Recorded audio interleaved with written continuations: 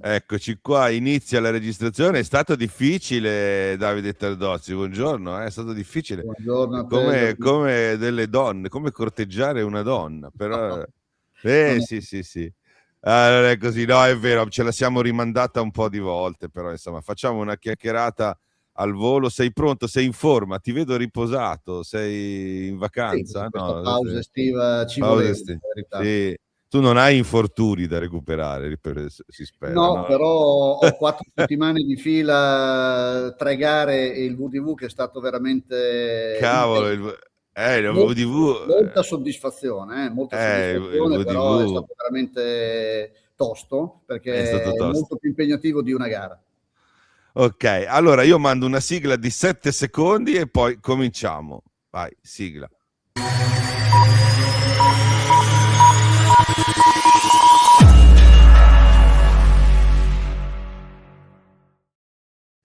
Buongiorno, facciamo un'intervista senza tagli, non è dal vivo ma la facciamo senza tagli. Mi raccomando, me lo dico da solo più che altro, non è che è per me, il mi raccomando è per me. Allora, buongiorno Davide Tardozzi, team manager Ducati Lenovo, professione team manager, professione, cosa fa? Cioè, allora, a parte essere riconoscibile nel paddock e essere diventato con i nuovi media una specie di star, di No. coprotagonista, sì, beh, ti vediamo esultare, arrabbiarsi, difendere i piloti, discutere con i commissari, così, ma in concreto cosa fa un team manager quando lo devi spiegare a qualcuno che magari non lo sa? Cioè, Intanto vorrei controbattere la parola professione, perché io faccio quello che mi diverte. Io sto perseguendo il mio hobby, per cui la cosa bella del mio lavoro, se così lo vuoi chiamare, è che lo faccio principalmente perché mi piace, cioè al di là di tutto. Poi quindi per quello che ogni faccio. mese ti stupisci, mi hanno dato dei soldi anche questo mese. E No, una io volta ho fatto la battuta domenicali, te penso lo farei anche gratis? E lui fa, ah sì, no. no, No, occhio, a occhio. parte Vabbè, ma sai, poi le battute a volte ti bisogna stare ribaltano attenti. contro. Bisogna stare attenti. No, è che il famoso detto: se ti piace quello che fai, non lavorerai un giorno in vita tua. Quindi sarebbe questa, sì, Esatto, però non bisogna dirlo agli amministratori delegati, che quelli tagliano i costi, poi tu è sai, vero, è è vero. pericoloso. Allora, vabbè, cosa fa un team Cosa faccio? manager? Cosa faccio? Sostanzialmente mi preoccupo di coordinare un po' l'organizzazione fatta da tante persone in Ducati e del rapporto con i piloti e con gli organizzatori.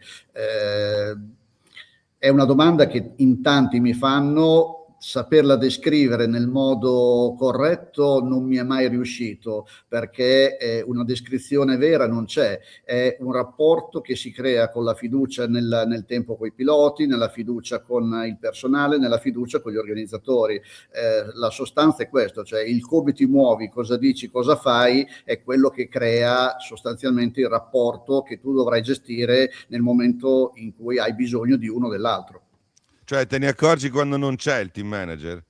Nel Te senso, ne accorgi se hai seminato male. se hai fatto dei Nel momento casini. del bisogno, quando magari una volta all'anno e non tante volte di più, magari hai bisogno di una cosa, di una persona, a volte anche di un favore, che non sia mai fuori dalle regole, ovviamente, ti accorgi se hai seminato bene o hai seminato male.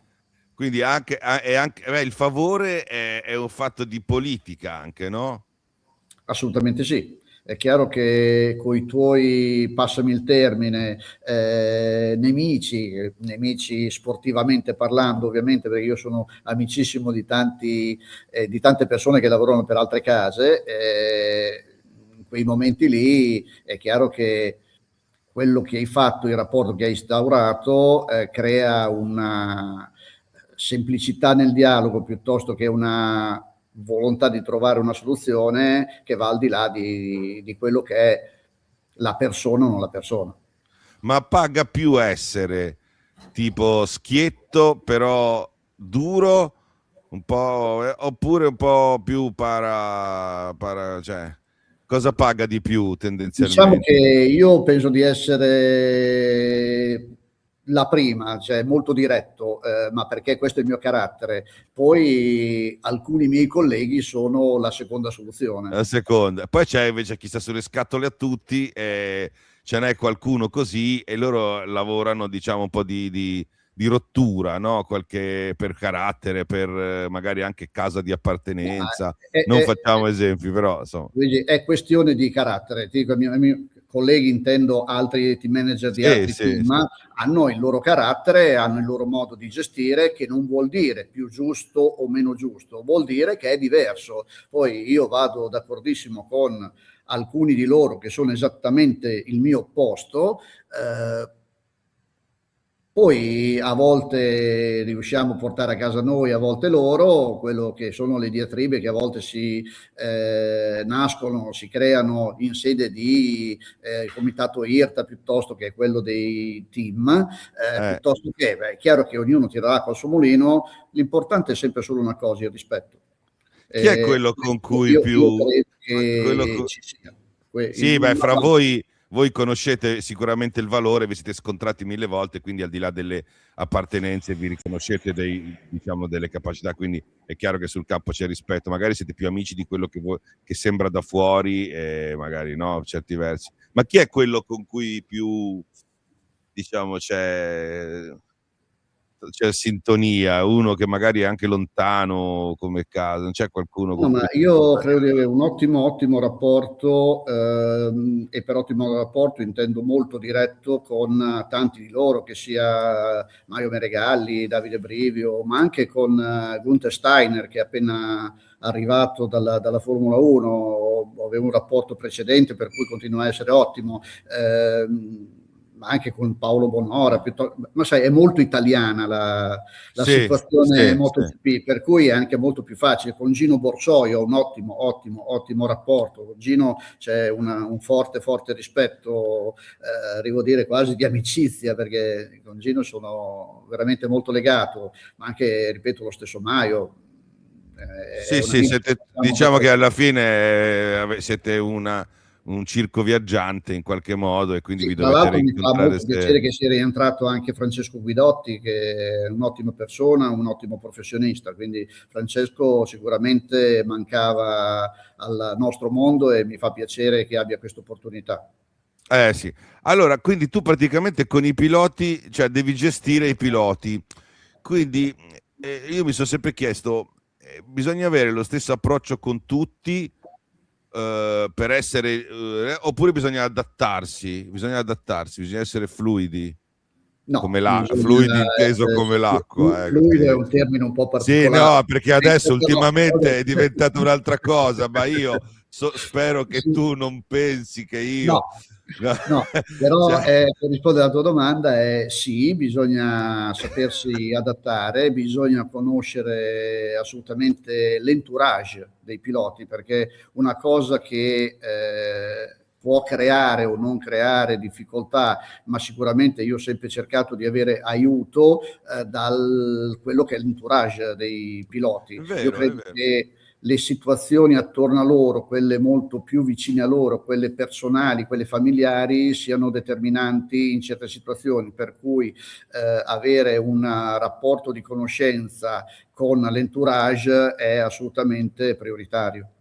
C'è qualche entourage nella storia che ti ha complicato un po' le cose? Cioè qualche entourage, diciamo, conflittuale, oppure magari... No, veramente conflittuale no. Io credo che nella storia ho avuto molto aiuto dagli entourage. Parto dall'inizio, fin da Troy Corser, piuttosto che la sua famiglia fu molto vicina, ma soprattutto Michaela Fogarty fu determinante secondo me in un momento. Michaela fu determinante, infatti per il terzo mondiale il terzo e poi anche il quarto, ma soprattutto per il terzo, quando lui a un certo punto decise che voleva smettere a metà della stagione 98, con Michaela mi diede un grosso aiuto, poi vincemmo il mondiale del 98 e anche nel 99, per questo che io a Carla dico sempre 2 mondiali li hai vinti tu e 2 li ha vinti Michaela. Ecco, mentre invece c'era un'altra moglie che voleva farlo smettere, la signora Bayliss, era più per smettere, La no? È signora vero? Bayliss c'è anche riuscita Cioè, a riportarlo in Australia. A un certo punto, dopo il terzo mondiale, Kim aveva bisogno di tornare con la famiglia in Australia. In fondo Troy aveva 39 anni, per cui insomma era sì. davvero tempo di smettere. Smettere da campione del mondo, secondo me, è una bella cosa. Quindi è una cioè il team manager è un mediatore, tipo un mediatore culturale, un mediatore sportivo, cioè fa mediazioni e trattative di continuo tutto il Ma tempo. devi saper gestire i momenti. Ci sono dei momenti dove dire la parola giusta non è un lavoro continuo come uno può pensare. È vero, sì, è continuo, adesso mi contraddico, ma è continuo, ma ci sono dei momenti determinanti nella stagione e quel momento può determinare in positivo o in negativo una situazione. Per cui, ti ripeto, ci fu un momento, ad esempio, con Fogarty, quando ti dissi che a metà della stagione 98 voleva smettere dopo una bruttissima gara alla Nürburgring, dove fece 2 quindicesimi posti, aveva deciso di smettere, andò via senza salutare nessuno. La settimana dopo ci trovammo, fra l'altro, per il primo VDV della storia a Misano, per cui lo convincemmo ad andare in pista, a girare sul bagnato, che era uno dei suoi problemi, uno dei suoi limiti, e cadde, e lì ci fu una grossissima discussione, per cui Michaela mi diede una mano e poi insomma vincemmo il mondiale, anche quello dell'anno successivo, come dicevo prima. Allora, la bontà del lavoro è riconosciuta dal fatto che io Fogarty l'ho visto proprio l'altro giorno al VDV che mangiava il gelato, abbiamo mangiato il gelato, quindi Fogarty bello rilassato, tranquillo, quindi voglio dire, alla fine si è sistemato tutto. Quindi il problema è, la rogna è quando bisogna gestire i risultati che non arrivano tendenzialmente, no? Più che le rivalità, Assolutamente sì. ok. Oppure i momenti di tensione che ci sono sempre in una stagione, un momento dove un pilota non sta andando forte, la colpa ovviamente è sempre della Certo. moto. Poi insomma ci sono dei momenti, mi è capitato con Bayliss, dei momenti dove non andava, a un certo punto lo attacchi, non bisogna sempre farlo, ma ci sono dei momenti dove serve, e pur di dimostrare che tu sbagli, lui fa quello che tu ti aspetti da lui, per cui il fatto che tu passi da ST, da STR, Puoi e dire lui stronzi, hai stronzi si visto, può dire. ma a me alla fine non frega niente, cioè l'importante è fare il tempo e fare la gara e vincere, per cui voglio dire ci sono delle situazioni in cui lo provochi per ottenere quello che vuoi, cioè farlo andare più forte. Tu però sei un furbetto perché mi fai tutti i risultati caduti esempi caduti in prescrizione. Perché, No, perché io non ci credo che tu. il mio cuore là, dai, con Sì, Fogarty, perché ci sono adesso dei allora, momenti.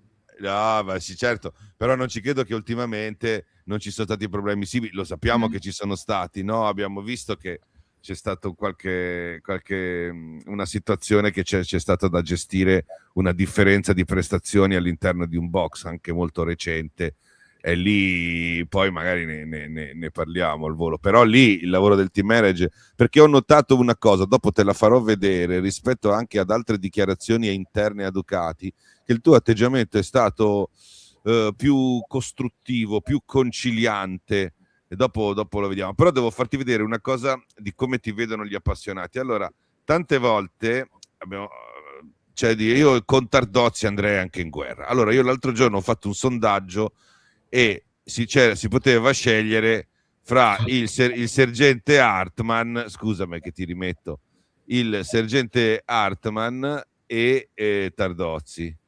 Aspetta che te lo faccio vedere, faccio sempre pasticci. E hai vinto tu, cioè a parte questa foto con il dito rarissima, quindi cioè allora, il sergente Hartmann poi non ha fatto una bella fine, insomma, vabbè. Però comunque se hai visto il film, però ecco, capito, con chi andreste in guerra? Moltissimi hanno scelto Tardozzi, quindi che ti vedono come una persona fedele al gruppo, pronta a metterci, cioè una persona affidabile. Tu ti consideri così?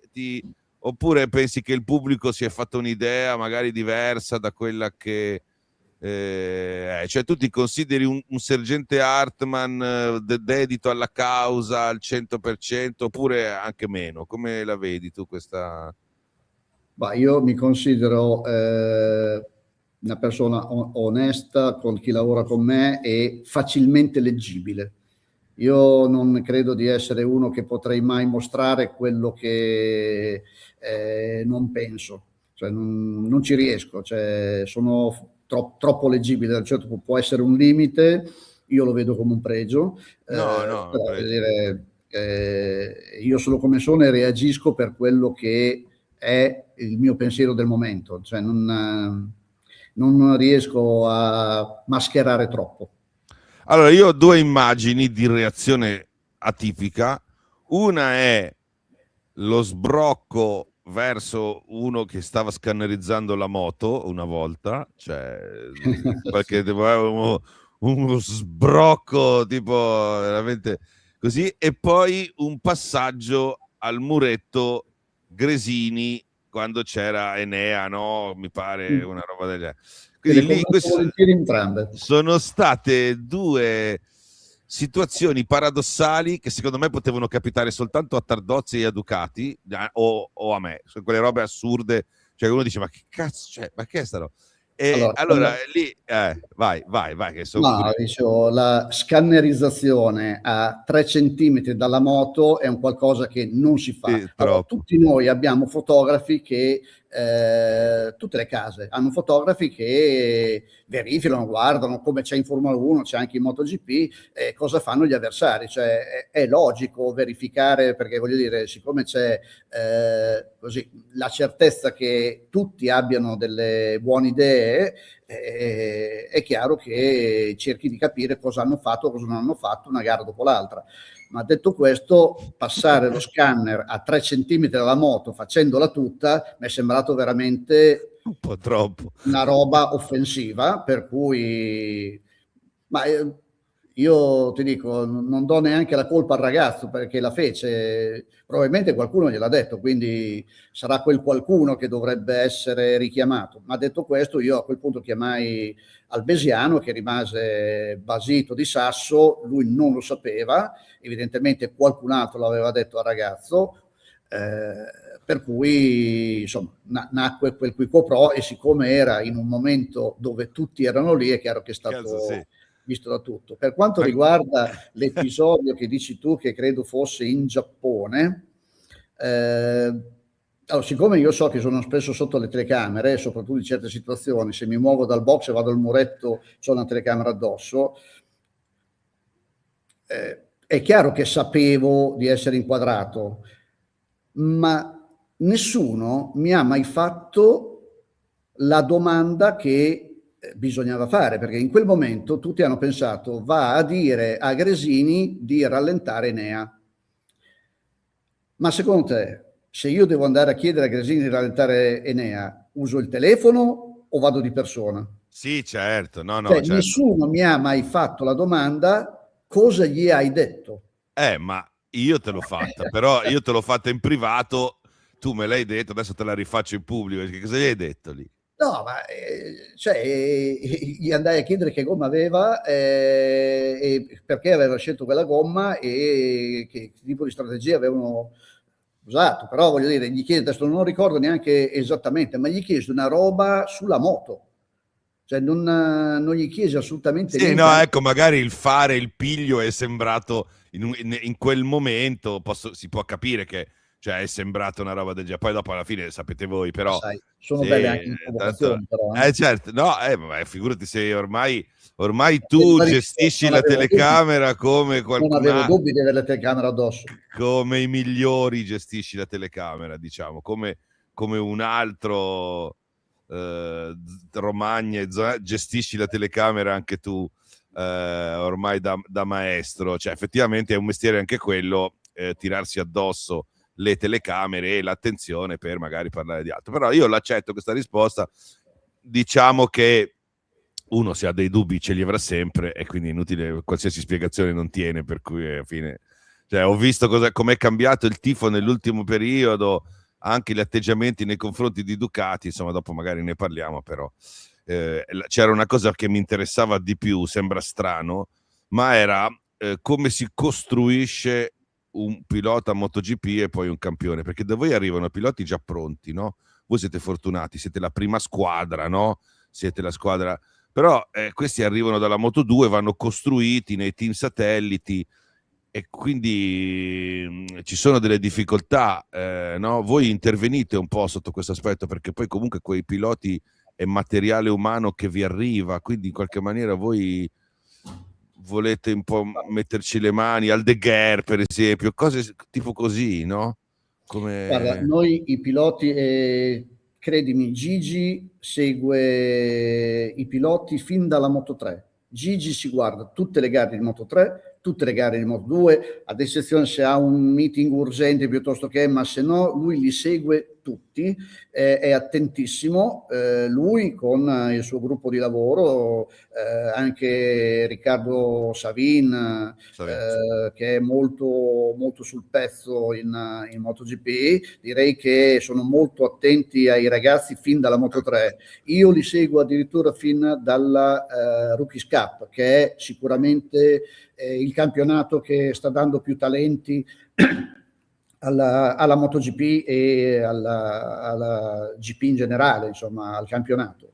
Per cui capiamo, li vediamo da piccoli, fra virgolette, come vengono su, come crescono, cosa fanno, gli errori, se continuano a perseverare negli errori oppure no, se si correggono. Cioè, queste cose qui sono qualcosa che te lo fa fare la passione soprattutto, ma poi anche il parlarci, capire al di là del vederli in pista cosa dicono, come la pensano, chi hanno vicino, per parlare di entourage, è un qualcosa che lo costruiamo negli anni, cioè come si arriva a certi piloti, alla scelta di certi piloti, secondo me è un qualcosa che parte anni prima.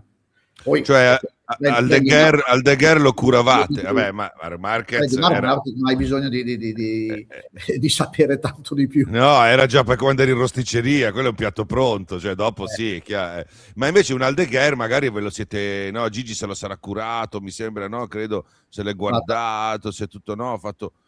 Di Aldeguer ne abbiamo parlato appena arrivato, visto già aveva fatto il campionato il CEV, tu pensi che Fermin ha fatto anche un anno, non aveva possibilità economiche, ha fatto un anno di Moto E.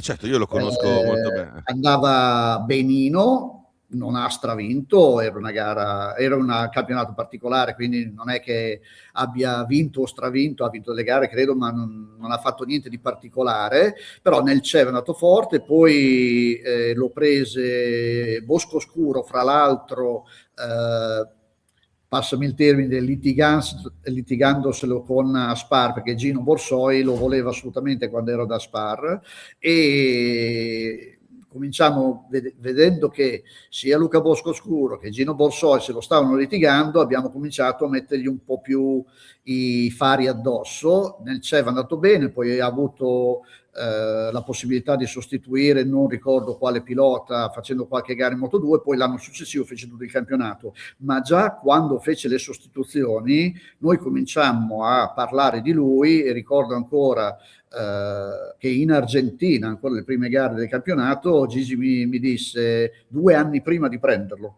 Gigi mi dice: ma cosa pensi di Fermin Aldeguer? E io dissi: boh, a me sembra buonotto. Poi Luca Boscoscuro, che anche lui ha un bell'occhio per i piloti, e Gino se lo stavano litigando nel CEV, per cui io terrei assolutamente monitorato. Dopodiché è andata a finire come è andata a finire, l'abbiamo preso molto per tempo, pur facendo un campionato, l'ultimo di Moto2, non esaltante, mentre l'anno prima era andato veramente forte.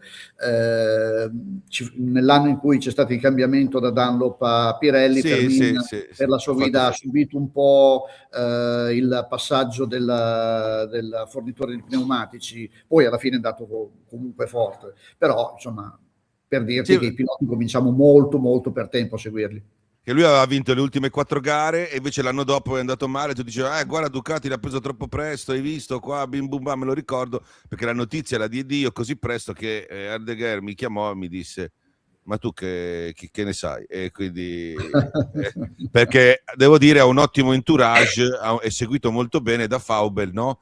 Che Sì, è un esempio Hector è atipico di manager che fa veramente solo gli interessi del suo pilota. Io l'ho conosciuto Hector tramite Genesio Bevilacqua e devo dire che è una persona che è estremamente, veramente corretto, cioè se uno che non brucia le tappe, veramente molto paziente. Io credo che una delle fortune di Fermin sia avere Faubel, che gli ha fatto fare le cose giuste. Non Sì, so.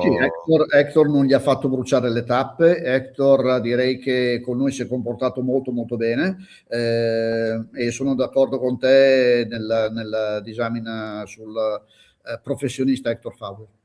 Sì, sì, è stato veramente bravo. Quindi quando arrivano questi qua dalla Moto2, voi lì, fra virgolette, parcheggiate, insomma, nei team di fiducia, che non voglio dire satelliti perché non esistono più, sono tutti team di fiducia, ma qual è il problema lì da gestire?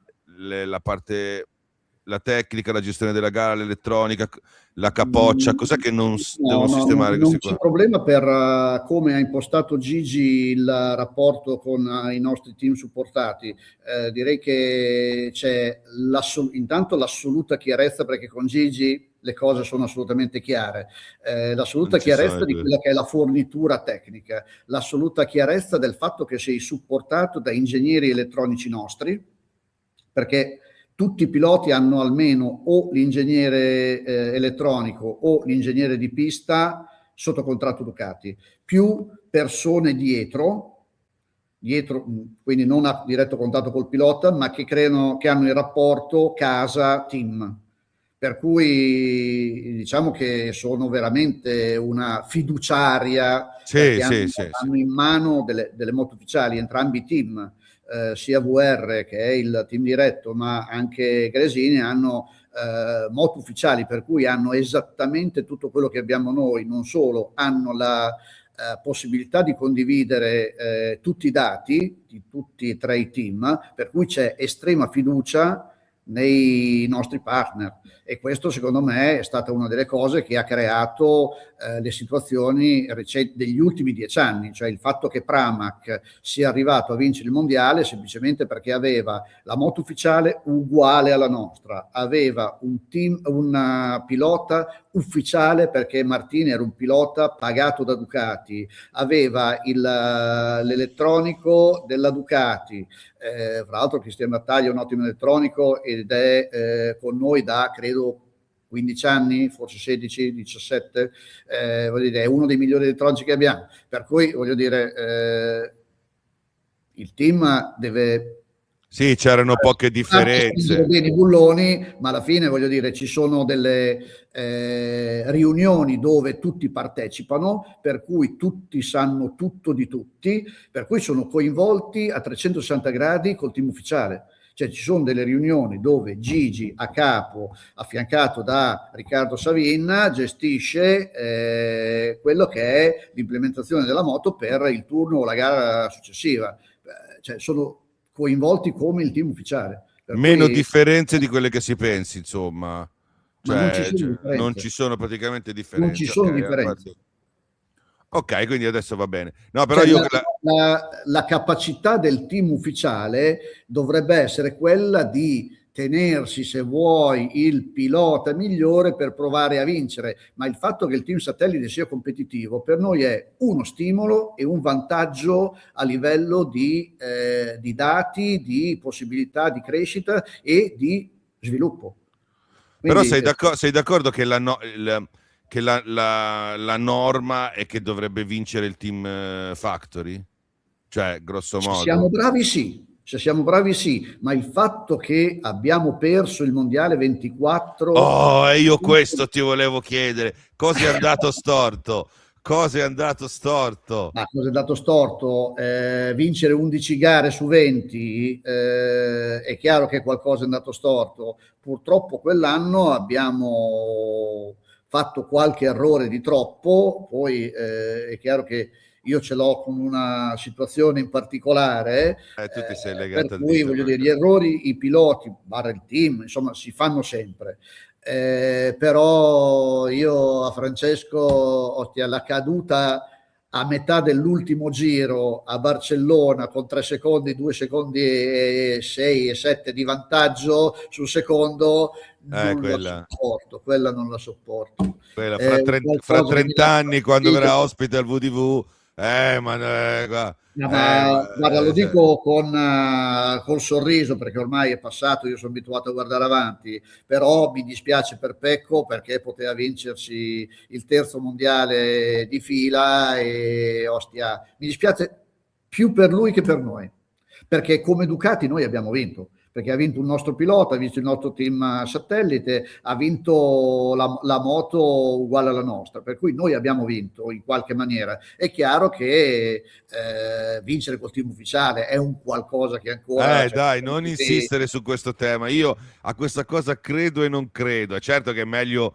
che abbia vinto Martin su Ducati che, no, non so, una io, Aprilia o una Honda, però ma ci insomma, mancherebbe, ma ci però, mancherebbe, ma ci però, però, mancherebbe. Io sì. qui sono scritto Ducati, Sai, questa cosa, questo vizio di strapparti la maglietta e farla vedere al pubblico, questa è una tua caratteristica ormai. Ci perché sono ci foto tengo. da E rosso a questo. Oggi non sei vestito di Quella, rosso. quella Lì, mi è venuto distinto, mi è è venuta lì, distinto. però quello crea il personaggio. Vabbè, comunque, insomma, alla fine, quindi tu mi stai dicendo che quando arrivano dalla Moto 2 conta l'attitudine, cioè voi lavorate su quello, perché il resto c'è tutto, no? Quindi bisogna lavorare solo più principalmente su quello. Ma è chiaro che Quando il talento, quando scegli un pilota, il talento, cioè quando noi scegliamo un pilota, perché poi i team satelliti hanno anche la possibilità di scegliere loro dei piloti, ce lo comunicano, noi possiamo dire la nostra opinione, ma poi la scelta definitiva è la loro. Noi abbiamo storicamente 2 piloti sotto contratto nel team ufficiale e 2 piloti. Normalmente abbiamo 4 piloti sotto contratto Ducati Corse diretto e che mettiamo nei team satellite. Quest'anno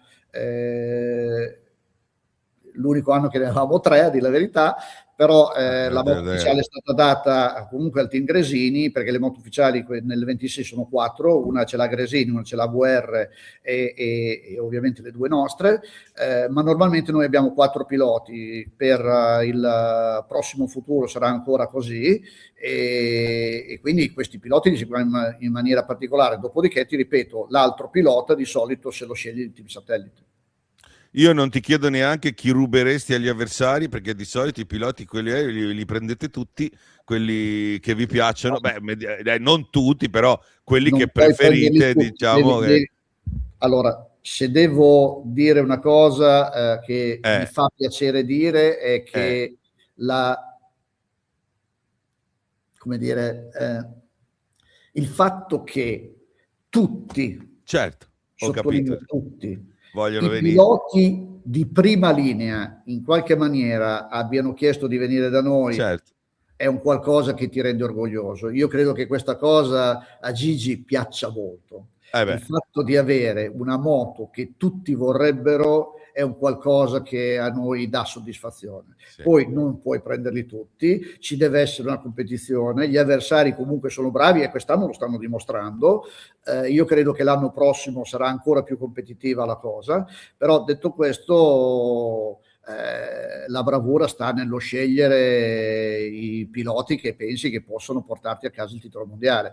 Io credo che per l'anno prossimo abbiamo una squadra, per i prossimi 2 anni abbiamo una squadra veramente molto forte, veramente molto forte. Poi con questo non voglio dire che non ci sono altri piloti forti, perché ci sono. No, beh, ma chiaramente non si può prendere, non si possono schierare 20 moto e non si possono prendere perché tutti i io piloti. credo che ad esempio l'anno prossimo Fabio sarà super competitivo. Io credo che Fabio Quartararo sia un super iper talento che, gestito nel modo giusto, può dare grattacapi e anche grossi. Poi sicuramente Marco Bezzecchi sicuramente ha dimostrato di essere molto bravo, però ci sono anche altri, adesso non sto a nominarli tutti. Ma Quartararo non ci avete mai flirtato? Non avete mai... Non si può dire. Certe cose... Chi lo sa? No, Non si può dire. Chi lo sa.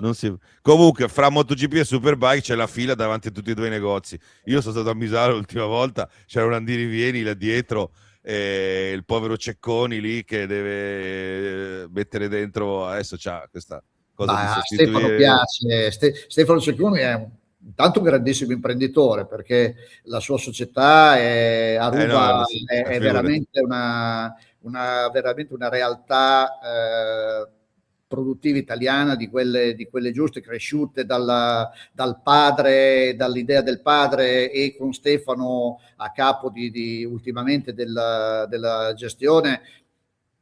Veramente incredibile, perché Aruba.it è veramente cresciuta moltissimo. Detto questo, ti dico, gli piace. Stefano, a lui gli piace, sì. è entrato proprio nel ruolo, e pur essendo un imprenditore gli piace fare il gestore, essere nel box. Cioè, io quando lo vedo sulla griglia, sapendo chi è, cosa gestisce, cosa fa, che giro ha, vederlo tenere l'ombrellino ai E lui si piloti, rilassa, secondo me si rilassa. è bellissimo. No, certo, cioè, questo ti fa capire quanto il nostro sport possa anche far rilassare un imprenditore che fa centinaia e centinaia di milioni di fatturato, per cui dovrebbe avere la testa lì, e invece lui e la famiglia, vederli nel box, sentire cosa dice, vedere questo imprenditore che si pone allo stesso livello degli altri elementi del Ma team, si mette a dare di quello che ha imparato, perché non è che era molto sul pezzo quando è arrivato. Ha studiato all'università Ducati, cioè voglio dire, sì, essendo una persona intelligente, ha fatto anche il pezzo imparare. Sì. No, ma io l'ho visto, lui risponde, dà spiegazioni ai fans, addirittura si mette lì, riesce a trovare la pazienza per spiegare a una signora al VDV perché questo, perché quella. Vabbè, lo ammiro moltissimo. Va bene, comunque la Superbike ci ha regalato Razgatlioglu, ci regalerà Nicolò, quindi in qualche maniera c'è una specie di rivincita. Lo so che è un mondo che tu ami molto, poi ne parliamo, però ti volevo chiedere che il fatto, una cosa sulla MotoGP, l'anno prossimo arriva una MotoGP tutta nuova. Molti secondo me sottovalutano i cambiamenti, perché se ne parla in termini tecnici, però in termini di quantità forse secondo me si sottovaluta un po' tutte queste cose insieme, le gomme, il motore. Ho sentito Marc Marquez diceva ma un po' di aerodinamica in più non mi avrebbe dato fastidio, oppure non mi ricordo se ha detto in meno non mi avrebbe dato fastidio il motore. Cioè è un regolamento che prende una direzione che ti piace, oppure tu avresti fatto qualcosina di diverso? Un po' in più o un po' in meno? Tu come ti piace? Io credo che sia un regolamento equilibrato. Se ne è parlato per tantissimo tempo negli anni passati per arrivare a questa soluzione in MSMA, del factory, sì, dove parlano le case insieme poi all'organizzatore, per cui io credo che sia assolutamente un regolamento equilibrato, nato appunto dopo 1 anno e mezzo almeno di discussioni, per cui si è arrivato secondo me alla giusta sintesi. Detto questo, io credo che ragionevolmente non potrà succedere che chi è primo adesso diventi ultimo e chi è ultimo adesso diventi primo. Ok. Io penso che più o meno i valori potrebbero essere rispettati, anche se verrà molto compresso, nel senso che tutti si avvicineranno. Io credo così. Però non ci sarà uno stravolgimento immediato, dici? Non è ribadisco che non credo che l'ultimo sarà primo e primo sarà ultimo. Ok, quindi hanno bisogno di un po' di tempo io in più. Vedo una compressione, nel senso che saranno tutti molto più vicini, perché le moto saranno più facili, quindi saranno più limitate, per cui in qualche maniera ci si avvicinerà molto, e questo andrà probabilmente, molto probabilmente, a favore dello spettacolo.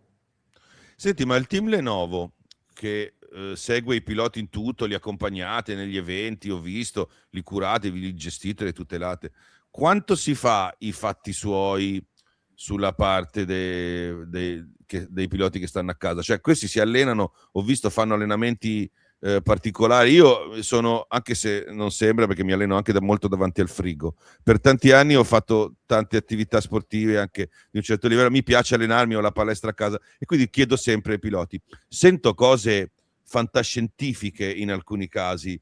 Voi vi impicciate da questo punto di Hai vista? toccato un tasto dolente e ti spiego perché. Noi sono anni che riteniamo che la massima espressione di quello che è l'investimento del team o della casa nel nostro caso debba essere super monitorato, perché questi non sono più piloti, sono atleti, sono veramente degli atleti, per cui, come in tanti altri sport, l'azienda, il club, il team li vuole sotto controllo. Nel calcio, nel basket, in tutti gli sport, in piscina, certo, in tutto, sì, praticamente sport, tutto. Chi gestisce passami il termine, cartellino o chi ha il contratto con l'atleta vuole monitorarlo per essere certo che massimizzi il proprio investimento. Nel motociclismo non è così, perché purtroppo vivono in altre parti del mondo, vivono in altri luoghi, ti devi fidare.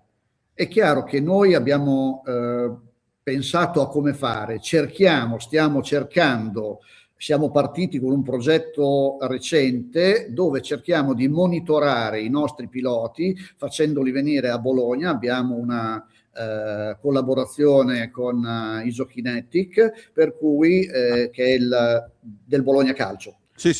Per cui cerchiamo di tenerli monitorati. Sappiamo che non possono venire a Bologna, stare a Bologna, dove potremmo dargli le moto per girare, la palestra dove allenarsi, ma cerchiamo di capire chi li allena, come si allenano, cerchiamo di andare nel loro luogo per cercare di capire là cosa fanno. No, perché questi potrebbero fare qualunque cosa, lontani dagli occhi, lontani dal cuore. Farsi magari, adesso non dico farsi del male, perché non è che sono autolesionisti, però magari fare delle scelte non efficaci, magari appesantirsi o essere troppo leggeri o essere cioè io mi sono sempre chiesto, ma com'è possibile che, cioè, in alcuni casi esistono dei protocolli. Io so, per esempio, adesso per fare la concorrenza, ma so che non ti arrabbierai, Red Bull ha un centro di eccellenza per il monitoraggio di questi piloti. Non mi arrabbio perché andrebbe copiato, solo ecco. che non hai che possibilità economiche. No, certo, però ecco. Red Bull è fantastica, noi abbiamo informazioni precise su cosa fa Red Bull a 360 gradi, non solo con i piloti, lo fa in tantissimi sport, e fanno una roba eccezionale, credo quasi unica nel mondo per quello che sono gli atleti sponsorizzati Red Bull. Detto questo, ribadisco, noi cerchiamo di monitorare quello che fanno. Sicuramente non è più come una volta dove basta il talento. Oggi in MotoGP, se non sei un vero atleta, non finisci le gare. Ma voi quindi vorreste metterci di più le mani su questa cosa?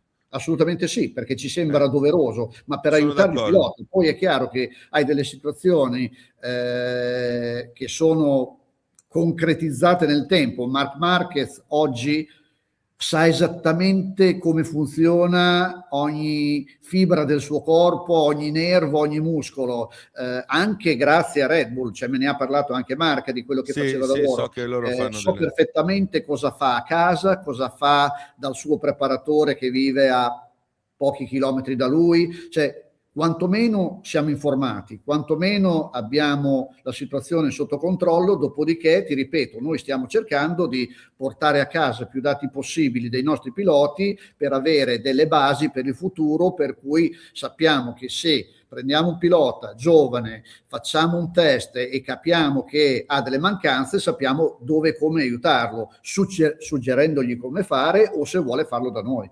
Sì, che non si metta a fare bodybuilding, insomma, questo qua. Cioè, esatto. Cioè, tipo,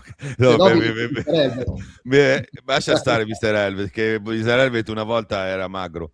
Non ne voglio parlare di questo. Non fare body shaming con Mr. Helvet. Qua il bullismo lo faccio solo io. Con Tardozzi non lo posso fare perché è l'unica persona che mi sgrida, e quindi voglio dire, di cui io otterrò.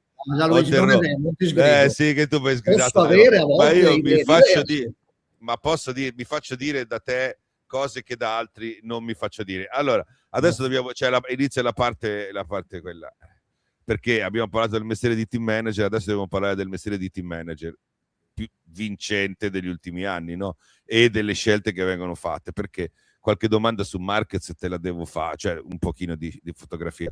Allora, quando Ducati ha annunciato Marc Marquez, è stato detto di tutto, cioè che avrebbe diviso il box, che avrebbe creato problemi, che sarebbe stato ingestibile, una conoscenza comune disse tipo questa cosa qua, aspetta che la tolgo, te la faccio vedere. Una barzelletta, Martin e Bezzecchi si sono sentiti traditi, una barzelletta è tanto. Poi lasciamo perdere i trascorsi personali, so che tu sei un conciliatore su questa cosa qua, gli volevi far compilare il CID dopo 15 anni, no? Ce l'hai ancora tu il CID nel cassettino della macchina? Io non mollo mai.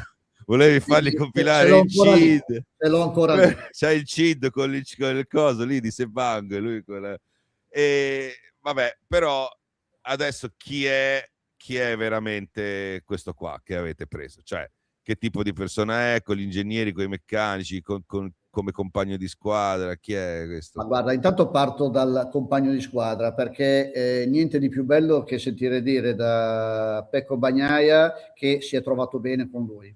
Per cui, voglio dire... sì, non benissimo, perché cioè bene fino a un certo... Sì, livello, bene, a umanamente. livello personale, Okay. umano, sì. Non ho mai sentito una dichiarazione pubblica o privata di Pecco contro Marc. Perché Marc va bene, si è comportato bene, si sta comportando bene, poi è chiaro che è uno squalo in pista, come lo sono tutti i campioni. Sì. Perché il problema vero fra il 46 e il 93 è che sono uguali. Sì. Questo è il problema. Detto questo, io non posso che ripetere quello che dico da sempre. Mi ha sorpreso l'umiltà, la simpatia vera, innata, cioè non quella ricercata, e la leadership. Quando entra Marc, quando parla Marc, tutti si rivolgono verso di lui. Questo è un qualcosa che o ce l'hai o non ce l'hai. Se lo cerchi si vede. Per cui, detto questo, io non posso fare altro che parlare bene di Marc Marquez. Io mi sono trovato molto bene con lui, sia a livello umano che a livello professionale. Poi ci sono state delle volte dove secondo me ha fatto errori che poteva risparmiarseli, anche se ha vinto 9 mondiali, gliel'ho detto in faccia. Sì. Perché per crescere poi bisogna che gli parli come se fosse un rookie, e in certe situazioni capisci quanto ti ascolta, perché un'altra delle sue capacità è ascoltare. Cioè, se si fida di te, ti ascolta, e lo vedi nel momento in cui sgrana gli occhi e ti guarda fisso, in quel momento ascolta. Poi, se non è d'accordo, ribadisce, non è che dice l'ha detto, mi esce. Cioè, ne parla e cerca di arrivare a capire il perché gli hai detto una cosa che a lui non piaceva o di cui non era d'accordo. Per cui, voglio dire, io di Marc Marquez non posso dire che sono contento, come lo sono stato e lo sono di Pecco, e anche con Pecco è la stessa situazione. Ci sono dei momenti dove secondo me ha fatto degli errori e basta dirglieli in faccia. Cioè, allora, devo dire che riconosco in Marc Marquez nell'ultimo anno un cambiamento dovuto probabilmente anche alle situazioni fisiche, eccetera, però non perché sei qua, mi sento di dire che il lavoro in Ducati gli ha dato una calmata sotto alcuni aspetti di ingordigia che aveva prima, sportiva, eccetera. Riconosco che questo suo essere scorpione sulla rana, sai che poi si fa portare e poi alla fine lo punge perché è nella sua natura. La sua natura si è un po' cambiata. Riconosci questa frase che hai detto?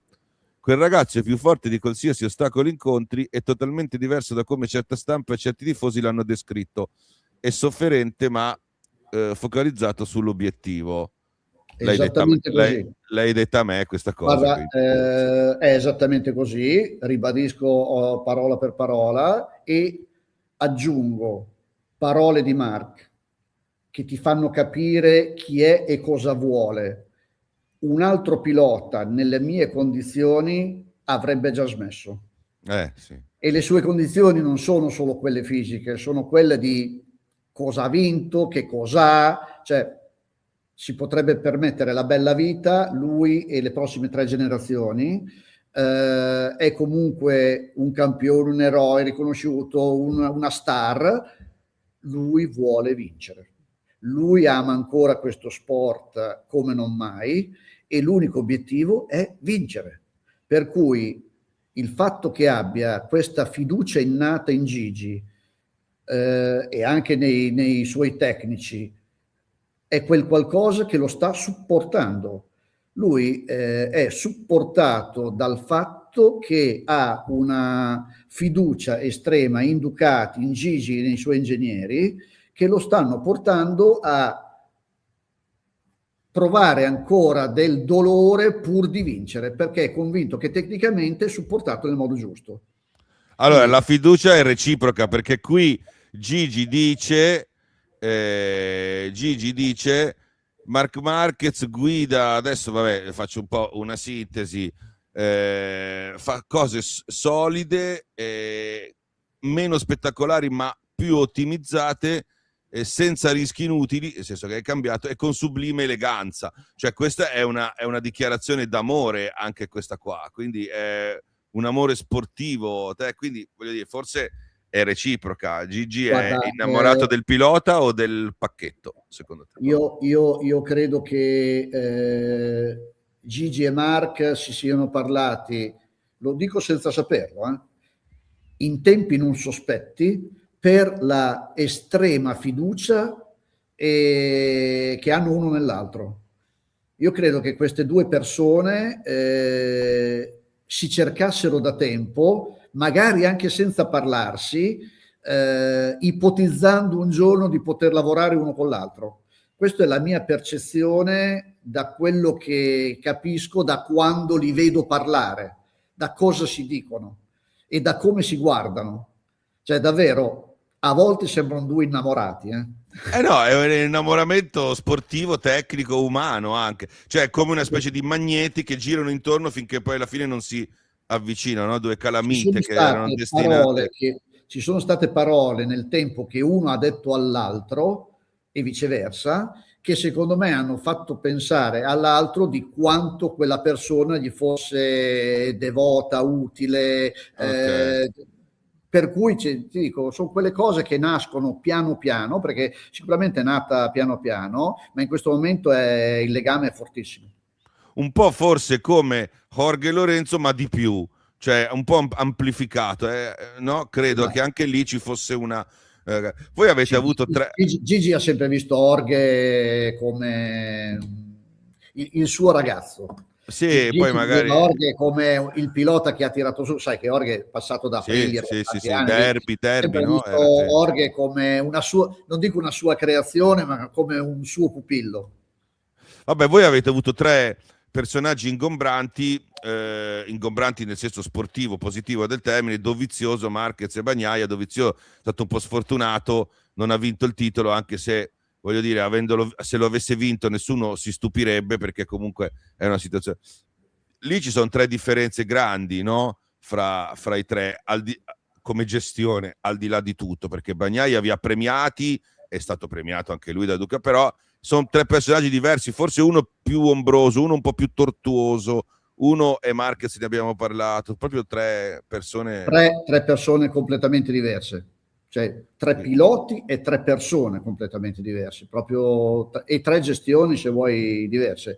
A me dispiace, allora, intanto Andrea ha avuto la sfortuna di trovare sulla sua strada Marc Marquez, e imputo ad Andrea solo quel 2020 dove si era messo in Libia. testa cose sbagliate, e l'ho sempre detto, ma l'ho detto anche a lui. Fra l'altro, guarda, sabato sera andrò a Monte Coralli a cena da lui, sulla sua pista da cross.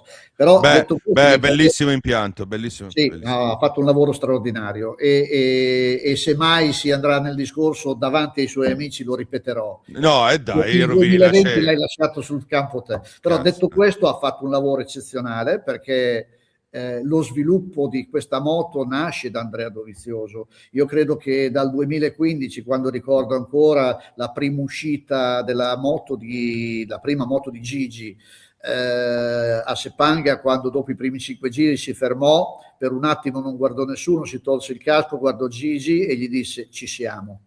E lì vidi Gigi che si illuminò, e da quella moto e da quello sviluppo è nata la moto che poi nel 2016 è stata competitiva, ma soprattutto dal 2017, quando Andrea ha cominciato a fare dei secondi posti nel mondiale, dietro appunto a questo fenomenale Marc Marquez, perché in quel momento Marca era veramente imbattibile. Oggi lo è un po' di meno causa la sua deficienza fisica, però in quel momento Andrea secondo me ha fatto il massimo che poteva fare contro un fenomeno, un vero fenomeno. Sì, anche secondo me Andrea è un re senza corona, mi dispiace molto Quella cosa. 2020 mi manca. Sì, sì. Detto questo, poi Org è un talento assoluto con delle fissazioni incredibili che Certo. dovevi saper gestire. C'erano dei momenti dove capivi che lui viveva su un altro pianeta e dovevi riportarlo un po' sulla Terra. Però Allora, comunque oggi esce un mio oggi perché... esce un mio video che parla un po' di KTM, Vignales e Lorenzo, e dico: ma come poteva funzionare fra Lorenzo e Vignales? Cioè, voglio dire, ma come si poteva pensare che due personaggi così non sarebbero finiti a mani in faccia? E comunque, vabbè, e poi c'è Pecco. Allora, di Pecco è un po' particolare la situazione, perché lui ha premiato Ducati con 2 mondiali, secondo me è stato anche premiato perché, voglio dire, ha trovato la situazione giusta, però cioè, per esempio il vostro direttore sportivo Mauro Grassilli ha detto che è stato un anno difficile, ha rovinato alcune dinamiche di squadra con delle dichiarazioni forti, un po' di rottura. Il pilota è il leader e quando fai dichiarazioni così vai a minare l'unità del gruppo. Io lo riassumo, poi dopo va bene, ma queste sono dichiarazioni che tu sicuramente conoscerai. Allora io devo dire che tutte le volte che ho visto anche Gigi Dall'Igna o altri criticare Pecco, tu sei stato non accomodante, perché è un termine negativo debole, ma conciliante. Cioè tutte le volte intervieni tu e anche questa volta hai fatto una dichiarazione che amalgama un po'. Questo è il ruolo del team manager, o tu veramente poi pensi che devi un po' smorzare, attutire, perché sembra sempre... Dobbiamo andare tutti dalla stessa parte, quindi voglio dire, tirare un po' da una parte, tirare dall'altra vuol dire rallentare la strada, per cui ci sono dei momenti dove è giusto dire al pilota in faccia certe robe, ma ci sono dei momenti dove è giusto anche cercare di tirare tutti dalla stessa parte. Poi devo dire che Mauro, che è entrato da un paio d'anni in questo nuovo ruolo, lui ha fatto un grandissimo lavoro a livello di marketing che sta tuttora facendo in Ducati Corse, ma direi che ha preso la posizione di Paolo Ciabatti in maniera tosta, è stato bravo, sta ancora imparando. Era difficile, Non era facile. No. Mauro ha una gestione leggermente diversa perché è una persona diversa da Un Paolo, ma background diverso. Certo. ci sta mettendo veramente del suo ed è ancora disposto ad imparare, per cui non si è assolutamente montato la testa. Io apprezzo moltissimo lavorare con lui, è stata una fortuna lavorare 20 anni con Paolo, ma ti dico che sto apprezzando assolutamente il modus operandi di Mauro. Detto questo, ti dico, è chiaro che Mauro in certe situazioni è un po' più tosto, per cui la cosa l'ha toccato un po' di più. Diciamo che pur essendo in Ducati dal 2004 non ha mai vissuto così direttamente i rapporti vivi coi piloti, per cui Certo. ducatista dentro anche lui, è rimasto toccato da certe dichiarazioni. Vabbè, ma per te ci vuole ben altro, tu fai così. No, diciamo che l'hanno infastidito un po' di più. E comunque apprezzo le parole di Mauro perché sono dirette ed è il suo pensiero. Perché comunque nel ruolo ci sta una dichiarazione. Nel Anche ruolo lui ci sta una dichiarazione così, perché comunque il direttore sportivo ha un ruolo diverso dal team manager. Il direttore sportivo deve mettere anche nero su bianco un po', ci sta. Esatto. Ma voi... Mauro è quello che fa le contrattazioni, per cui sì, quindi alla fine giustamente. e oggi le fa anche a livello sportivo, per cui voglio dire, a me piace assolutamente come gestisce queste cose. Ma voi siamo d'accordo sul fatto che diciamo le piccole crepe, se si può dire così, con Pecco sono iniziate Thailandia 2025, dobbiamo capire cos'è successo, siamo d'accordo su questo? Piccole, Sì, ok, quello è il momento, no? Il momento in cui sì, il vetro ha fatto sì. quel piccolo... perché Pecco in poi... quel momento non ha capito che era ancora assolutamente veloce. Secondo me si è focalizzato troppo sulla performance di Alex, non capiva come Alex poteva essere così veloce. Io ho continuato a dire, Alex in fondo è un bicampione del mondo, perché ha vinto un mondiale Moto 3, un mondiale in Moto 2. Poi la storia di Alex parla per lui, ci ha messo, vado a memoria, 4 anni a vincere il mondiale Moto 3, ci ha messo 4-5 anni a vincere il mondiale Moto 2, È un diesel, è un diesel. e ci ha messo 4-5 anni ad andare forte in MotoGP, ma quando è arrivato poi era là in alto, quindi voglio dire Alex non è scarso, semplicemente come dici tu è un diesel, ma poi quando arriva e se trova la situazione giusta diventa super performante, Sì, quindi non quello... devi fare un Se, cruccio se Alex Marquez è veloce. Io l'ho visto, io ho capito Alex Marquez una volta al Super Prestigio, che è quella gara che fanno su terra battuta. Sono arrivato molto prima perché non avevo niente da fare, sono andato a vederlo a Barcellona e ho visto che si sportellava, si prendeva a pugni letteralmente con suo fratello e ho capito che era solo questione di tempo. Cioè lì, cioè uno che si allena tutte le volte così in quella palestra lì, con Marc Marquez, non è un caso che sia lì. Ecco, insomma, quindi io credo che effettivamente, come dici tu, a sorprendere Pecco sia stato non tanto Mark quanto Alex, e lì lui si è messo in discussione prematuramente, perché probabilmente per le prime 3-4 gare reggeva anche. Io penso che Pecco sarebbe potuto arrivare morbidamente secondo, e invece si Anche è sì. autodistrutto umanamente. Cioè, e lì poi credo che l'entourage, come dici tu, lì... No, ma io credo che Pecco abbia perso il focus di quell'anno, nel senso che si è focalizzato troppo sul perché Alex Marquez andava forte senza pensare che lui comunque era sempre sul podio, perché era sempre sul podio. Per cui secondo me ha perso un po' la strada. Detto questo, io continuo a pensare che Pecco è un pilota velocissimo, in questo momento ha perso un po' di fiducia nella sua moto. Detto questo non vuol dire che non sia comunque un campione, che non sia un pilota fortissimo, e io lo temo assolutamente in sella alla sua nuova moto l'anno prossimo, per cui io credo che sarà uno dei piloti che ci darà dei grattacapi. Per me quest'anno è meglio dell'anno scorso, anche come Sì. serenità, e magari non andrà allo stesso modo perché quest'anno ci sono altri player che sono decisamente più forti, però io credo che farà un campionato più pulito e più, come posso dire, più sereno e di qualità migliore al di là dei risultati. Ti faccio vedere una cosa, guarda le quote delle scommesse e siamo in vacanza, eh? Allora, Mark Marquez a 1,5, questo è un aggregatore di quote, le mette insieme tutte. Porca miseria, è venuto su Ayogura, che è dato con le stesse chance di Martin, ma sono a 7,5. Poi c'è Bezzecchi a 8, di Gianantonio a 36, vabbè, poi ci sono dei numeri esotici, Bagnaia è dato a 151 e Marquez a 1,5. Questa cosa, quanta paura fa quest'uomo che non è neanche in testa al campionato e lo danno praticamente alla pari. Quanta paura fa? Ma, io non credo che queste quote siano esatte.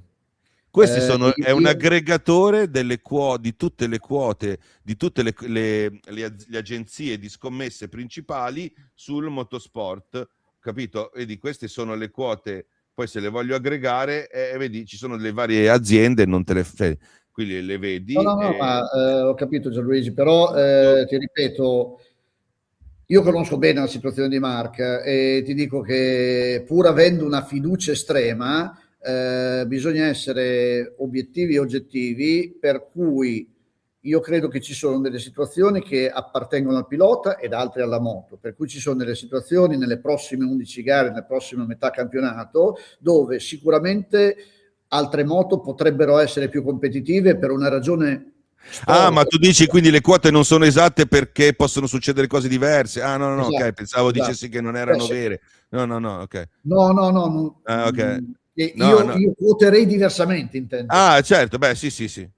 Io quoterei diversamente perché so dove di sicuro soffriremo, dove di sicuro faremo fatica a lottare per la vittoria, dove ragionevolmente potremmo vincere, perché poi sono abituato dopo 40 anni non te lo faccio dire neanche, a vedere di tutto, per cui ti dico grazie che ci date favoriti, ma so date, benissimo questi qui lo che è fanno di molto lavoro, più non difficile fanno così, molto più no, difficile. ok. Allora, tu sei esperto di MotoGP, questi io fanno di lavoro, queste schifezze qua le fanno di lavoro, quindi io li guardo molto perché è un Un sintomo, indicatore. un indicatore del mercato e delle situazioni. Adesso c'è la parte bella, perché molti non lo sanno, la parte bella perché voglio cambiare argomento, basta, non voglio più parlare di Mark Quark, di questi personaggi minori, voglio parlare di Tardozzi, che prima di diventare team manager è stato il primo vincitore di una gara Superbike e questa non è quell'anno lì, però guarda che bell'uomo, guarda. Cioè, i capelli li hai ancora tutti e questo mi dà molto fastidio, però devo dire quasi tu, insomma. Come dico spesso, sono biondo, ma visto Richard Gere quanto tira da capelli bianchi, Tira. Neanche il taglio hai cambiato, cioè è rimasta quella riga lì, cioè sì, è tradizionalista. Allora dicevo, primo vincitore di una gara Superbike, si può dire che ti hanno soffiato il mondiale, perché quelli ad Donington hanno fatto il pasticcio, hanno sommato i tempi, dire che non si era mai fatto, hanno deciso di farlo quella volta lì, il regolamento ad persona, ma al signor Merkel, con quei punti lì saresti stato il primo campione del mondo Superbike, invece l'hanno dato a quel Merkel lì che adesso non sappiamo neanche cosa era Fred Merkel era voglio essere onesto, però insomma lì c'è stato fatto una cosa strana a Donington e vabbè, quindi guarda, allora, io l'avrei vinto sia che avesse funzionato in una maniera che nell'altra, cioè che avessero dato i punti per tutte le gare oppure per somma di gare, l'avrei vinto. Facendo così l'ho perso, però io avevo sicuramente una moto migliore, perché la mia moto era la bimotta di quell'anno, era veramente un'ottima moto rispetto alla Honda di Merkel e alla Yamaha di Fabrizio Pirovano. Se l'è meritato. Sì, no, vabbè, lì c'era. Voglio dire, alla fine, te lo dico in maniera onesta, ha vinto il pilota migliore. Non ti brucia tanto? Guarda, sono onesto, alla fine, sapendo che Fred era più bravo di me, è andato al pilota migliore, e siccome io sono fatalista e le cose giuste devono essere giuste, va bene così. Vuol dire che doveva succedere così. Il fatto che io all'ultima gara potessi ancora vincere e mi è successo una cosa alla moto nel giro di ricognizione per cui a me bastava arrivare nei primi 7-8, perché ho perso per 2 o 3 punti e mezzo, 2 punti e mezzo, mi bastava arrivare nei primi 7-8, adesso non ricordo, e successe quella cosa, vuol dire che era scritto, quindi va bene così. Poi dopo tanti anni te ne fai una ragione. Guarda, la soddisfazione non è quella che potevo vincere da pilota, la soddisfazione è quello che ho vinto dopo, perché forse sono stato più bravo dopo che prima. Su questo, come team manager ci sono pochi rivali, ma ti ha aiutato un po' a fare il pilota per diventare team manager?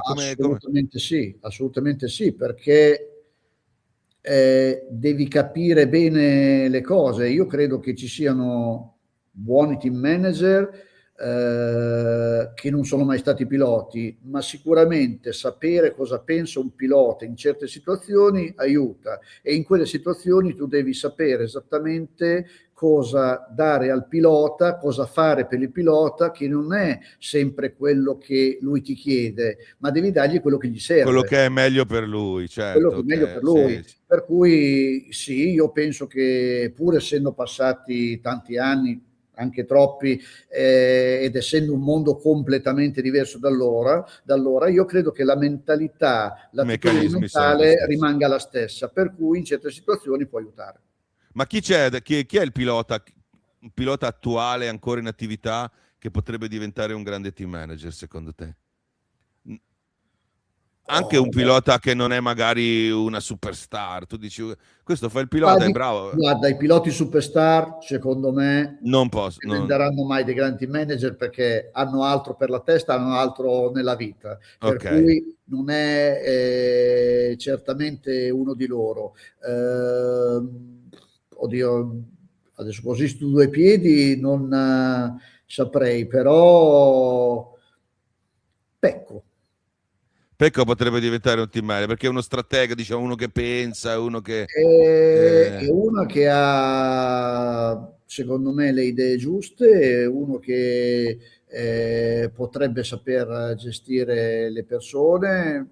Secondo me Pecco potrebbe avere un'attitudine, pur essendo una superstar, è l'unica superstar che ti dico che potrebbe fare questo. Invece Stoner e Marquez chiaramente no, quelli se ne vanno a pescare, non vi vedono più. No, guarda, Marquez secondo me è un ottimo suggeritore. Cioè, io fossi un team manager vorrei Marc Marquez di fianco.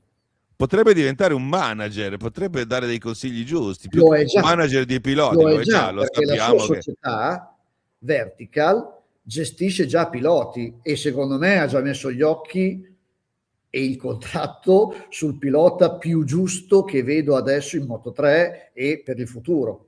Che è Massimo Quiles? Massimo Quiles è già da 2 anni che è sotto contratto con la società di Marc, tramite le sue persone. Marc non gestisce direttamente questa situazione, ma Massimo Quiles è uno che vincerà probabilmente il mondiale Moto3 quest'anno, vincerà molto probabilmente nel prossimo futuro la Moto2, sicuramente arriverà in MotoGP e sicuramente sarà uno dei protagonisti dei prossimi anni.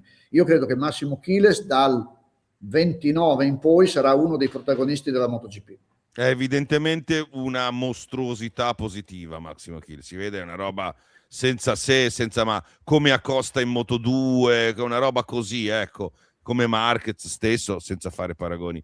Vabbè, quindi c'era invece un pilota che aveva capacità manageriali ma è finito a fare altre cose, secondo te, che tu hai incontrato? Hai detto, questo qua potrebbe fare il manager, invece guarda che cazzo si è messo a fare altre... No, non puoi dire questo. No. Vabbè, comunque, vabbè, il pilota che ti ha cambiato invece è secondo me è un pilota che ti ha cambiato. Mi ha cambiato? Sì, ha cambiato un po' il tuo modo di lavorare, che ha detto io qua mi devo adattare, altrimenti questo non lo gestisco. Sicuramente Jorge Lorenzo. Okay. Con Jorge ho avuto subito un po' di scontri, sì, poi ci siamo capiti e baci e abbracci. All'inizio non è stato facile fargli capire che era in Ducati e non era più in Yamaha. A 360 gradi, come gestione, come moto, quello che chiedeva, quello che voleva, come lo voleva, cioè, certi modi anche che si possa... Poi alla fine anche lui è stato uno che ha dato una grossa mano a livello evolutivo della moto. Lo sviluppo, cioè certe cose, secondo me, certe piccolezze sono ancora sulla moto, cose scontate se vuoi, però una volta i serbatoi erano fatti tutti a suo modo, adesso sono tutti fatti alla Lorenzo, cioè che hanno una letta dove... Sì, guarda, i serbatoi oggi non sono i nostri, anche dei nostri competitor, hanno tutto quella letta che ti aiuta a tenere giù la moto. Lui ha capito per primo che sicuramente la posizione sulla moto, la posizione in sella e quella del serbatoio potevano aiutare le ingressi in curva piuttosto che la percorrenza. È paradossale perché su questa cosa si è discusso molto ed era passato tanto per rompipalle lui, e invece poi sotto questa storia del serbatoio. Guarda, io ricordo perfettamente il suo capo meccanico di allora, oggi Marco Ventura, oggi di Pecco, quante add-on si chiamano, il pezzo il retro del serbatoio, quello fra le gambe del pilota e il serbatoio, perché il serbatoio poi in fondo è sotto la sella. Sì, certo, non è lì. Ha fatto il primo anno. Credo che fosse arrivato, guarda, non ricordo il numero esatto, ma siamo fra 26 27, una roba del genere. 26 giuntine. Allora, senti una cosa, ma noi non ci parlavamo, poi dopo non ci conoscevamo. Abbiamo iniziato qualche mese fa perché io ho scritto che tu andavi in pensione, no? Forse, e tu mi hai detto, oh, ma io ancora, mi hai scritto e detto, io adesso ancora non va. Però poi mi hai detto, sì, ma effettivamente sono un po' stanco, cioè prima o poi mi toccherà, hai detto, no? Per cui adesso magari sei carico, mi dici no, non è vero, non ci voglio, però insomma, più o meno, cioè a me, io non è che voglio che tu vada in pensione, ci mancherebbe altro, però uno si chiede, ma Tardozzi è vera questa cosa? Sta pensando di come siamo messi? Intanto Cioè, ti comunico ufficialmente che per che quest'anno quanti? Non ci vado. 27-28 sono ancora in Ducati. Ok, buono. Questo te lo... A me mi fa comodo, cioè voglio dire, sono contento io. Per me va bene. 27-28 lo guardo, annunciamo. Ok, quindi che non gli venga in mente di scrivere. Okay. Dopodiché è chiaro che gli anni avanzano, però finché mi diverto e finché Ducati pensa che possa essere utile all'interno del box, io rimango. Poi è chiaro che la situazione attuale, 22 gare, 2 test extraeuropei, adesso aggiungono anche la presentazione del team fuori Europa, insomma, sono trasferte che cominciano ad essere pesanti, però ribadisco, finché mi diverto, credo di dare non il 100, il 101. Vabbè, ma stai crescendo un tipo pilota Moto2, state crescendo un Tardozzi, state individuando un Tardozzi, secondo te chi può... No, questo sarà compito di Ducati Corse, di Dalligna, di Domenicali, di Mauro Grassilli, dover individuare poi nel futuro chi sarà. Poi ribadisco, io finché mi chiedono di rimanere, cioè, sì, no, ma mica ti voglio, cioè, mica ti voglio cacciare, però so che hai delle preferenze, nel senso che tu c'è un paio che tu pensi che possano fare bene questo lavoro, io questo lo so, però io sicuramente ho testa un nome principalmente, non anche due, che suggerirò, ma non starà a me decidere. Ma detto questo ti ribadisco, un nome di 4 lettere. No, non si dice, vabbè. Io non dico nome perché non è certamente il momento. Detto questo ti dico, il mio orgoglio è il fatto che a Ducati faccia piacere che io rimanga, e questo per me è più dell'essere pagato, più di l'essere... Siamo noi che abbiamo bisogno di Tardozzi con tutte le esternazioni e le cose, inclusa questa intervista. Come la stai vivendo questa cosa social che ti ha portato quasi costretto ad avere un profilo social, perché lo devi avere per motivi, e in più ad essere anche oggetto del... Io ho visto un cambiamento, purtroppo un po' di stupidità generale, con il Marc Marquez, questo qua, Ducati tedesca, piloti spagnoli, c'è una cosa che mi dà molto fastidio, non so quanto dà fastidio a te, quell'insulto lì che assomiglia molto al tuo cognome, che è cioè quelle robe lì, mi lascia ragionevolmente indifferente. Poi dà fastidio, è chiaro che se leggi quello che ti dice bravo e quello che ti insulta, è chiaro che l'insulto è sempre un po' fastidioso, non è che voglio dire che però voglio dire, poi giudico la persona che ha detto quella o scritto quella cosa per quello che è. Poi voglio dire, come spesso succede, le persone che scrivono non hanno la percezione di quello di cui stanno parlando, cioè loro non sanno cosa c'è dietro, cosa c'è detto veramente, cioè sai i discorsi come i classici discorsi da bar, ma se non sai esattamente cosa è successo, cosa si è detto, quali sono i ruoli, cioè a volte sono stato insultato per un qualcosa che io manco avevo fatto perché non è il mio ruolo ed è magari stato fatto da altre persone in Ducati, per cui insulti me per una cosa che non ho fatto, di cui non ho parlato.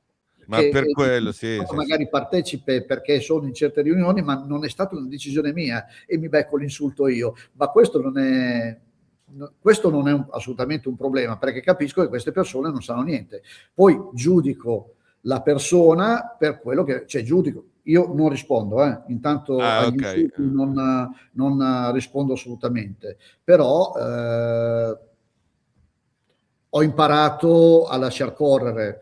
Ribadisco, il profilo c'è, mi piace il fatto che Ducati abbia chiesto che io abbia un profilo, però Ma lo non... devi curare tu, non hai un social media manager. Sì, no, cioè io ci Fai, guardo perché non dico, cioè io dico la fai verità, tu, ci sì, guardo, mi piace a volte anche leggere certe cose, certe situazioni dove sei, passami il termine, al cazzeggio, mi metto sì, lì e guardo e leggo di tutto, di tutto. Poi il fatto che sia arrivato, da quando è arrivato Mark, è chiaro che sono passato, molti sono passati agli insulti per quello che sì, dicevi tu, prendi il passaporto spagnolo, sì, sì. Audi qua, Audi là, Audi che fra l'altro non c'entra niente con noi. Audi, ricordo ancora le parole di 10-12 anni fa di chi gestiva Audi, che disse: ma le moto le fate voi, fate ben voi. Cioè, in Ducati c'è il direttore finanziario che è tedesco, basta. E basta. Sì, ma questa cosa la dico sempre. Io, Ducati fa da sola, fa con i suoi soldi e da sola. Quindi cioè, Audi controlla, perché proprietario. Audi controllata da Volkswagen indirettamente, insomma, controlla Ducati, ma poi è Ducati che fa, cioè, io credo che bisogna dar merito al nostro amministratore delegato, l'ingegner Claudio Domenicali, che ho la fortuna di conoscere dal primo giorno che è entrato in Ducati, che ha fatto un percorso incredibile e che ha dato Ducati, secondo me, la brillantezza degli ultimi anni, perché da quando è Sì, amministratore delegato lui, cioè dal marzo 2013, io credo che Ducati abbia fatto un'impennata verticale.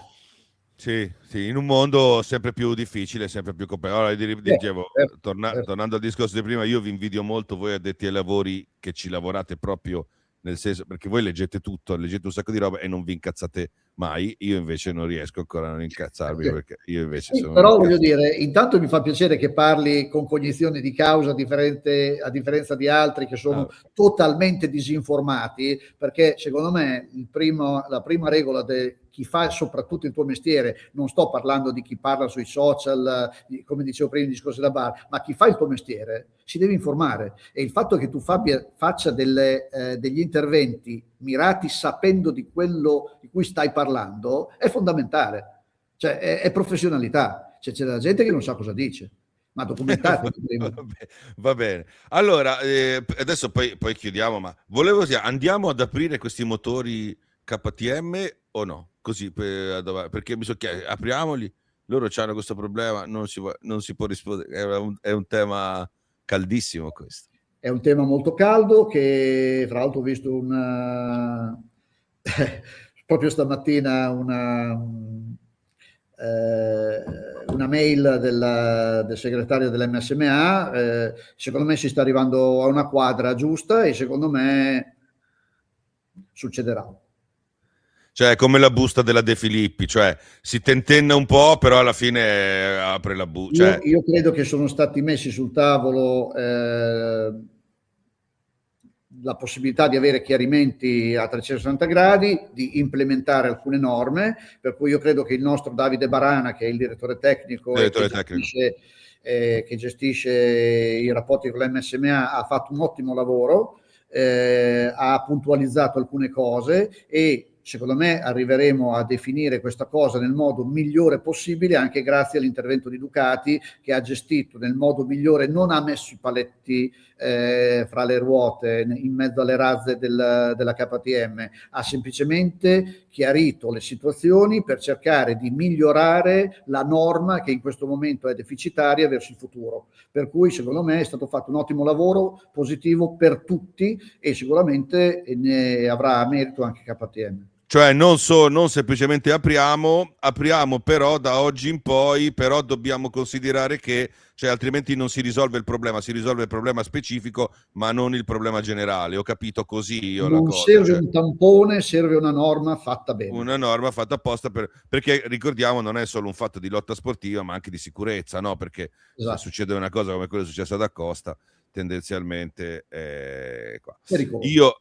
Io guarda, se ti saluterei dicendo una cosa, vuoi dare un messaggio, non tanto ai tifosi, perché se non è che sei il Papa, però, cioè, insomma, No. però a chi racconta questo sport, cioè a me, vuoi dire qualcosa a me, ma anche chi fa questo lavoro, cioè fate più, fate meno, cioè, perché dopo alla fine, se no poi ti tocca fare le smentite, le cose, cioè, oppure ai tifosi, un messaggio aperto che Ma Tardozzi ho sempre desiderato.